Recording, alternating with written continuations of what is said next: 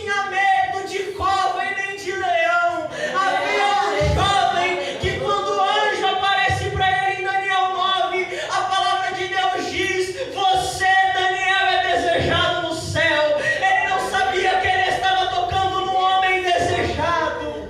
E nesta noite eu olho para jovens que são desejados no céu. Eu olho para uma igreja guardada na eternidade. E eu declaro que a sua escola não esperava, mas está entrando um escolhido de Deus. A faculdade não esperava, mas está entrando o profeta naquele lugar. Oh, Senhor Jesus. E Nabucodonosor, ele chega pela terceira vez, ele destrói as famílias, e o mal tem agido com a mesma estratégia de Nabucodonosor. Ele tem chegado e destruído famílias, através da ideologia de gênero, através do aborto, através do feminismo, através da falta de educação entre filhos com os pais. O mundo tem usado a mesma estratégia de Nabucodonosor. Ele destrói as famílias, a falta de amor entre pais e filhos, filhos respondendo os pais, filhos achando que mandam na casa. O diabo tem usado a mesma estratégia. Depois de destruir as famílias, ele vai e invade o templo. Quantas igrejas sendo invadidas pelo diabo? Jovens na igreja se vestindo como querem, falando como querem, fazendo o que querem. Graças a Deus, existem igrejas ainda como essa que não se venderam aos costumes do mundo, que não negociaram os padrões de Deus. Mas, irmãos, nós que estamos aí pela graça de Deus levando o evangelho, estamos vendo que igrejas já não pregam mais essa doutrina. Tudo pode, está tudo liberado, pode fazer o que quiser. Meu irmão, o evangelho que eu conheço teve os seus discípulos martirizados. Charles Spurgeon diz: nós cristãos não somos caramelo na boca do mundo, somos sal. E, queridos irmãos, depois dele invadir o templo, ele coloca os jovens dentro da Babilônia. E o mundo tem nos colocado dentro de uma Babilônia, jovens, chamada escola, chamada faculdade. Eu ainda estou na escola, estou no ensino médio, e eu estou presenciando o que está acontecendo com o ensino do Brasil. E nós estamos enfrentando uma Babilônia. Nós estamos enfrentando dificuldades, não comparadas com a de Daniel, mas dificuldades grandes. E a Babilônia era a grande potência da sua época. Nabucodonosor, ele tinha consigo influência sobre vários jovens. Os jovens babilônios, os jovens caldeus, os jovens amorreus. Mas a palavra de Deus vai nos dizer no versículo 3 que Nabucodonosor, ele resolve abrir um processo seletivo para escolher jovens para trabalharem dentro do palácio, para trabalharem diretamente para ele. E Nabucodonosor, ele olha para os jovens de Jerusalém, ele olha para os jovens que oravam, ele olha para os jovens que abriam a Bíblia, ele olha para os jovens que tinham a presença, ele olha para os jovens que tinham a marca de Deus, e ele resolve escolher este jovem. Mas por quê? Nabucodonosor, ele poderia ter escolhido os jovens babilônios, os jovens caldeus, os jovens das províncias. Por que o do povo de Deus? Porque quando você aceita o convite de Nabucodonosor, logo embaixo tem a proposta do manjar.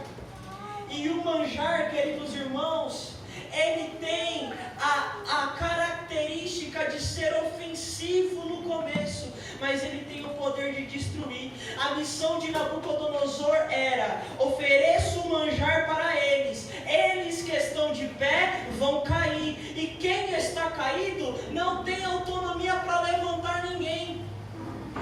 Daniel e seus amigos eram uma afronta para a Babilônia, porque os jovens da Babilônia não estavam todos caídos perante o pecado, e somente jovem que está de pé tem autonomia para agachar e levantar quem está caído. A missão é: vamos derrubar quem está de pé,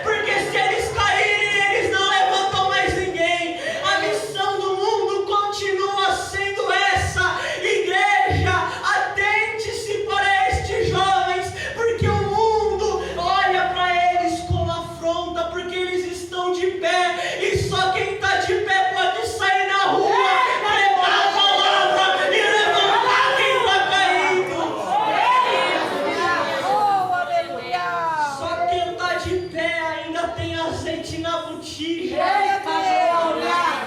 Só quem está de pé tem nome escrito no livro da vida. E a missão do mundo é ver os nossos jovens caídos. A missão do mundo é ver os jovens que oram 3 vezes aos dias, presos no pecado. Irmãos, eu tenho essa cara de mais velho, mas eu só tenho 17 anos. Mas eu escolhi entregar a minha juventude a Deus. Muitos acham que eu sou novo demais. Outros falam que talvez não chegou a hora de falar a verdade. Mas, irmãos, quando eu tinha os meus 15 anos, eu abri o Instagram e tinha lá som de balada. Abri o Facebook e tinha som de prostituição, de droga. Ia para a escola, tinha som de inimizade, som de trevas. Mas quando eu abri a Bíblia, eu escutei o rugido do leão. Quando eu abri a Bíblia, eu descobri que tem o som da trombeta. Essa geração descobriu o rugir do leão, o som da trombeta. Não vamos deixar eles aceitar qualquer coisa que está oferecendo lá fora. Porque existe uma tentativa para corromper os nossos jovens. Existe uma tentativa para corromper cada um de nós, meus irmãos. E no versículo 5, a palavra de Deus é clara. O rei lhes determinou porção do manjar diário e do vinho que ele bebia. O manjar, jovens, as festas, as baladas, a prostituição, as falsas amizades, elas aparentam ser lindas, elas aparentam ser maravilhosas, mas ela tem o poder de te levar para o inferno. Pela graça de Deus, domingo passado eu estava pregando numa igreja que fica na nação do Peru, Peru para Cristo. Eu estava bem longe de casa, longe dos meus pais. E antes de eu pregar naquela igreja, no Peru, um pastor me levou numa pizzaria. E eu entrei na pizzaria, tinha um boi colorido, de porcelana. Foi uma das obras de artes para casa mais lindas que eu já vi. Muito bem decorada, maravilhosa. Linda, linda, linda, irmãos. E aquele pastor olhou para mim, o pastor Ivan, e perguntou: você levaria para sua casa? Eu olhei para ele e perguntei: olha, pastor, eu não sei o significado. Eu precisaria saber do significado. Ele falou: você fez uma boa pergunta. A maioria dos missionários, pregadores que vêm aqui compram e me levam para sua casa. É lindo, não é? É maravilhoso, não é? É uma obra-prima, só que é artigo de bruxaria. As pessoas compram e não sabem o que tem por trás. As pessoas levam bruxaria para sua casa. O manjar do rei é a mesma coisa. Você olha, que lindo, inofensivo.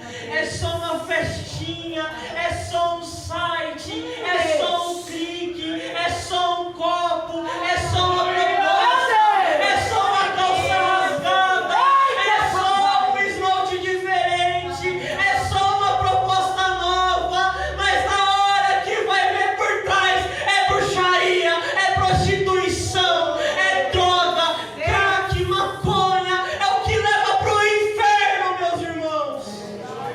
O pecado é isso, é inofensivo no começo, não tem problema, pode vir, cabe todo mundo, usa até pronome para incluir todo mundo, mas no final é: apartai-vos de mim, pois eu não vos conheço, nunca te conheci.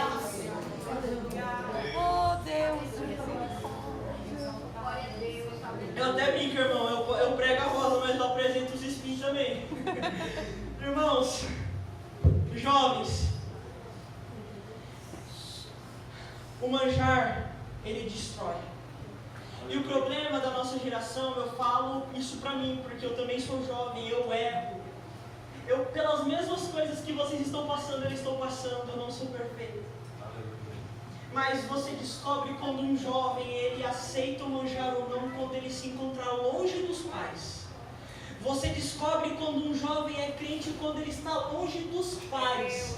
Aí você descobre quando o jovem é crente. Quando o pastor não está vendo, quando a liderança não está vendo, quando o pai e a mãe não estão vendo, aí você descobre se é crente ou se não é.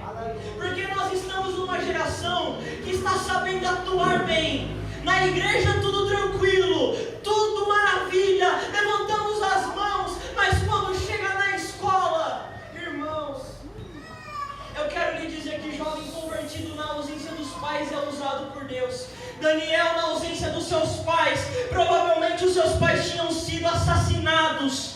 Daniel, ele tinha, segundo a mídia, motivos para pecar, motivos para aceitar o manjar. Olha, perdi os meus pais, perdi a minha casa, perdi a minha nação. É só um manjar, é só um vinho, é só uma carne sacrificada a um ídolo. Que problema que há nisso? Estou passando pela prova. Irmãos, Daniel na ausência do pai enfrentou leão. Daniel na ausência do pai enfrentou o império. Daniel na ausência do pai teve visão. Daniel na ausência do pai viu anjo. Daniel na ausência do pai entrou no palácio. Daniel na ausência do pai estava de frente com o imperador. E a palavra vai dizer: jamais foram vistos outros tais como Daniel, Misael, Ananias e Azarias. É na ausência do pai que você prova quem você é. É na ausência do pai, geração eleita, que mostramos para o mundo: eu sou escolhido, eu sou escolhido. José, na ausência do pai, foi vendido como escravo, colocado numa cisterna, traído pelos seus irmãos. Na ausência do pai, em Gênesis 37, Potifar chega, olha e diz: eu vejo Deus na vida deste menino. Na ausência do pai, ele foi preso, mas na mesma proporção que foi preso, foi levantado o governador. É na ausência do pai, na ausência do pai, Davi derrotou gigante. Na ausência do pai, Samuel escutou a voz de Deus. Na ausência do pai, Josué vai entrar na terra prometida. Jovens, a gente fica na zona de conforto quando está com o nosso pai, mas os nossos pais não vão estar aqui para sempre. É na ausência dos nossos pais. Nem parece mais quando você olhar do céu e falar: Senhor, eu entrego a minha juventude a você, ao Senhor. Você vai estar ausente dos seus pais em alguns momentos. Semana passada eu estava a 5.000 metros pregando na ausência da minha mãe, mas almas aceitaram Jesus naquela nação, porque a minha mãe, ela soube criar, ela soube encaminhar. Sabe por quê, irmãos? Porque existe promessa para estes jovens, existem promessas para esta geração. 1 João capítulo 2, versículo 12: jovens, eu vos escolhi porque vocês são fortes e guardaram a palavra e venceram o maligno. Tem geração forte aqui, igreja. Se você não dobra o seu joelho ainda por estes jovens, dobre a partir de hoje. Eles não são os pregadores de amanhã, não. Eles são os pregadores de hoje. Eles são os obreiros de hoje.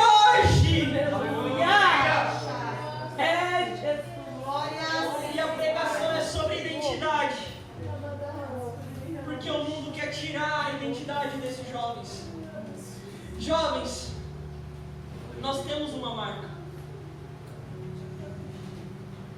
Se nós estivéssemos no Império Romano, eu gosto de história, e olhássemos para um púlpito como esse, e tivesse um selo do Império Romano nesse púlpito, nós olharíamos para ele e veríamos que esse púlpito tem propriedade, é do Império Romano. Então seja: pastor, eu passo aqui na frente, mas eu não posso relar, levar para casa, tocar, porque tem dono, é o Império Romano dono. Se eu olho para esse microfone e vejo o selo do Império Romano, opa, alerta, não relo, Império Romano. Se eu olho para o teclado que o irmão está sendo usado para tocar ali e vejo um selo, opa, Império Romano, não é meu, não toco. Mas é por causa disso que a palavra de Deus, em Efésios capítulo 1, versículo 13, vai dizer: aquele que escuta a palavra e aceita é selado pelo Espírito Santo. Ou seja, o que é do mundo tem propriedade, mas o que é do Espírito também tem. Eu estou pregando para uma geração selada, marcada, revestida. Quando o mundo estiver, quando o pecado estiver na escola, ele pode usar lá dentro, mas ele passa por você e olha, é selado, não vou tocar. Quando o diabo passar no portão da tua casa, é casa selada, não vou entrar. Quando o diabo estiver passando nessa rua, está selada, porque em 1 Coríntios diz, a igreja foi selada pelo mesmo Espírito. Eu estou pregando para gente selada nesta noite. Tem gente recebendo selo nesta noite. Enquanto estiver diante do grande rei, só os selados vão escutar: vinde benditos do meu Pai. Aleluia. Aleluia. Eu já estou indo para o final. Aqui todos nós temos uma religião. Estou pregando para assembleano de verdade aqui nessa noite. Todos nós temos religião, não somos desigrejados não, irmão. Nós segue a Bíblia e segue a Jesus. E a palavra religião no hebraico significa dat, jovens, que significa manchas nas portas. Quando alguém te perguntar o que é religião, você sabe o significado: manchas nas portas. O significado de mancha não vem do dicionário não, viu, meu irmão? Não vem do Google não vem de site, vem da palavra. Por que religião significa manchas? Estão falando que toda essa religião leva a Deus, né, irmão? Isso é mentira. Religião significa manchas nas portas. Porque no Antigo Testamento, quando o anjo da morte passasse para recolher os primogênitos da casa, ele distinguiria o povo de Deus a partir da mancha que estava na porta, a partir da mancha que está no umbral. Então, o que diferencia nós jovens para os que estamos aqui dentro do mundo é que nós fomos manchados pelo sangue do Cordeiro. E o que acontece quando nós estamos na escola? A nossa identidade é a mancha do Cordeiro. Ele foi na cruz e você não tem uma mancha, você tem identificação. Você não está perambulando neste mundo à toa. Você é marcado por Jesus. Gálatas 6: e carrego comigo as marcas de Jesus. Quantos aqui têm carregado as marcas? Então, nossa geração querida, queridos jovens que têm compartilhado das mesmas dificuldades que eu, vamos viver conforme Romanos 12:2. Não vos conformeis com este mundo, mas transformai-vos pela renovação do vosso entendimento. João 14:15 vai nos dizer: se realmente amam a Deus, obedeçam os estatutos. Não precisamos de uma geração que faz dancinha no TikTok.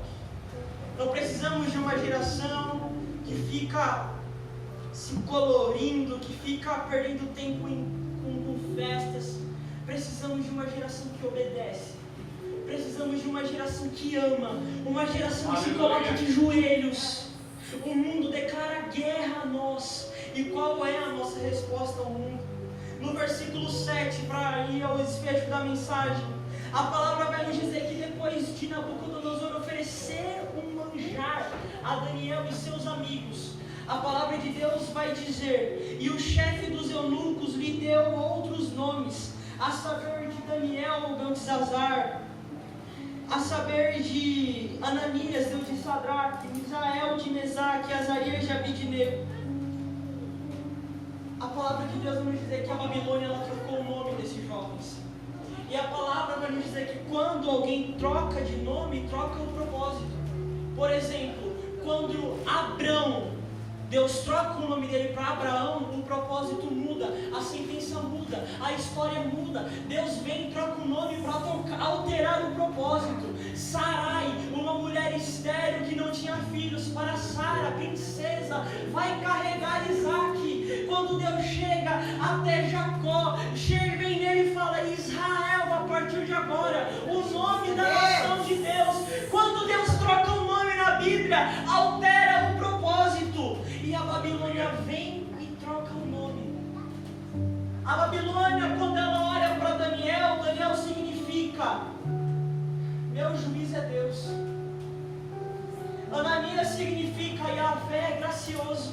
Misael significa: quem é como Deus. Azarias significa: Yahvé me ajudou. Porém a Babilônia vem e oferece novos nomes, com o intuito de trocar o propósito daquele jovem.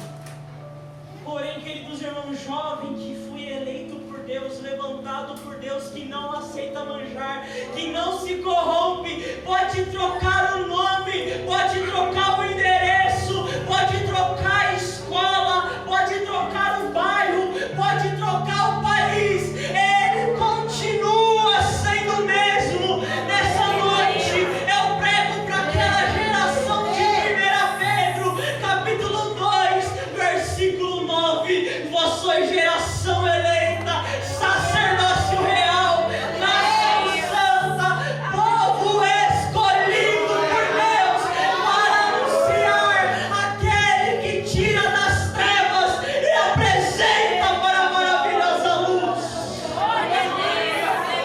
Pode trocar o nosso nome, pode colocar pronome. Perguntam, né, pra gente lá em casa: vocês não têm medo do novo governo que assumiu, das escolas? Irmão, se levantou contra a igreja Alexandre o Grande. Vai chegar um momento da história que Alexandre o Grande vai se curvar perante o sacerdote, lá na história. Se levantou Nero no ano 64, queimando cristão. Nero se suicidou no ano 68 e os cristãos continuaram. Irmão, no ano 81 vem Domiciano, mandando João para Patmos. Ele se achava Deus, falava: me adore ou morra. Os cristãos não adoravam, os cristãos morriam. Domiciano foi assassinado no próprio trono. Irmãos, no ano 98 se levanta o imperador Trajano. Agora acaba com tudo. Irmãos, Trajano caiu do império, mas a igreja continuava lá. E aí falam: mas você não está com medo? Irmãos, no ano 249 levanta lá do Império Romano o imperador Décio. Saía queimando igreja, destruindo as igrejas. Passa 2 anos, ele cai. E a igreja aqui, ó, irmão, no ano 300, ele se levanta, decapita os irmãos da igreja, manda para o Coliseu, ele cai no ano 300, e a igreja está indo, aí veio o papado, agora acaba. Eles proibiram a Bíblia, proibiram o estudo. Ai, irmão, em 1517 estava lá Lutero batendo na porta da igreja: está errado, está errado, está errado. Irmão, não acabaram com a igreja ontem, não vai ser hoje, porque cristãos são como sinos. Quanto mais bola forte você bate, maior é o som de resposta.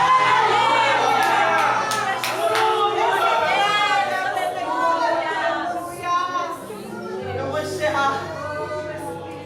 Pode bater forte na nossa geração, se tiver alicerçada na rocha. Glória a Não Deus. cai, porque nessa noite eu estou pregando para uma geração que vive o versículo 8. E Daniel propôs do seu coração de não se contaminar com a porção do manjar do rei, nem com o vinho que ele bebia. Então pediu a Aspenaz, chefe dos eunucos, que concedesse-lhe não se contaminar. E existe uma geração que são vocês, que não vão se contaminar, porque estão certos dos Deus que servem. Não se contamine, jovem. Não ligue ser o excluído, o separado. Se eu posso deixar um conselho para vocês, para encerrar essa palavra, vai com Jesus até o final. João, quando ele foi escolhido por Jesus, os estudos nos apresentam que ele tinha por volta de 15 anos, porque ele vai continuar escrevendo no ano 95. Ou seja, passado mais de 90 anos que Jesus havia nascido, ele ainda estava vivo. Como? Porque ele era jovem quando Jesus o chamou. Isso é arqueologia bíblica. João, ele era o discípulo mais jovem, 15 anos. E a palavra de Deus vai nos dizer que o ministério de Jesus, palavras do sábio pastor Juliano Fraga, foi acompanhado por mais de 5.000 pessoas. Tinha jovem lá, entre mulheres, fora e crianças. Só que essas 5.000 pessoas não estavam com Jesus porque Jesus tinha autonomia para se declarar governador se ele quisesse. Ele tinha pão, ele tinha peixe. 5.000 pessoas andavam com Jesus no início. Só que elas tinham interesse. Mais de 5.000 pessoas são apenas 500, mas Tiago, que estão em 1 Coríntios capítulo 15, esperando a ressurreição de Jesus.